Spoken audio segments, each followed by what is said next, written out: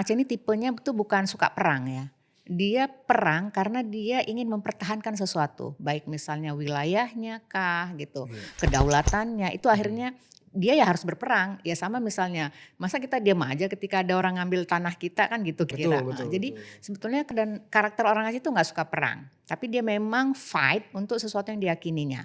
Itu udah kalau yang 2 hal yang paling nggak boleh tuh di apa ya, digocek atau Diganggu? diganggu gitu, itu Mhm. soal kedaulatan ya, soal wilayah sama soal agama. Yang saya pelajari ya, setelah hampir mungkin 20, hampir 25 tahun mungkin saya, walaupun, bolak-balik Aceh gitu Mhm. ya, dan 2021 kemarin akhirnya memutuskan back for good gitu Iya. dengan keluarga kemari.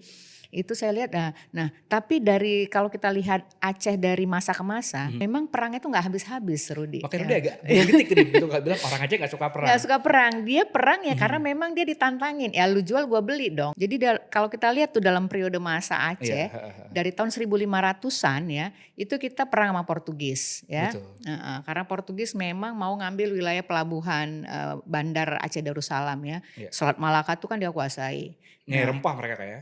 Aceh ini kan punya sejarah panjang ya, Mhm. bagaimana, walaupun sebetulnya orang Aceh